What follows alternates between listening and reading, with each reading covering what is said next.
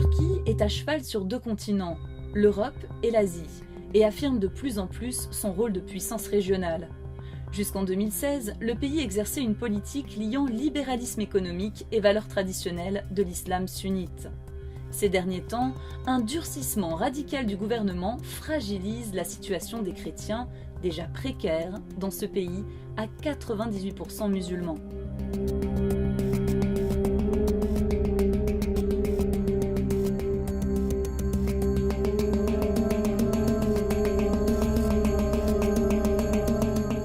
Le putsch avorté du 15 juillet 2016 a entraîné une réaction drastique du gouvernement, qui tourne à la dictature.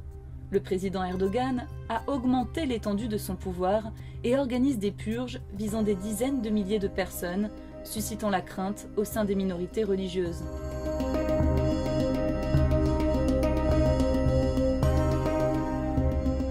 Formant une très petite minorité, les chrétiens de Turquie ne sont pas prêts d'oublier le triple meurtre de Malatya qui a eu lieu en 2007. 3 chrétiens y ont été torturés et assassinés par 5 jeunes musulmans dans une librairie biblique. Le procès n'est toujours pas terminé et implique plusieurs militaires de haut rang. Les chrétiens doivent se montrer très prudents dans ce qu'ils font et disent, car ils peuvent être rapidement accusés d'insultes à l'identité turque, pour toute critique du pays, du gouvernement ou de la culture. De plus, l'islam étant considéré comme le ciment de la société turque, les chrétiens d'arrière-plan musulmans subissent des fortes pressions de la part de leur famille et leur communauté.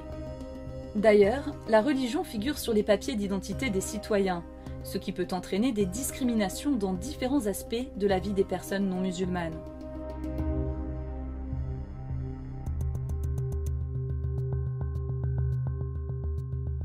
Les chrétiens en Turquie ont ainsi de nombreux défis, dont le principal est de tenir ferme face au revirement autocratique du gouvernement. Ils doivent également se montrer actifs dans l'accueil des réfugiés, dont beaucoup viennent d'Iran. La Turquie a aussi accueilli récemment une immense vague de migrants irakiens et syriens.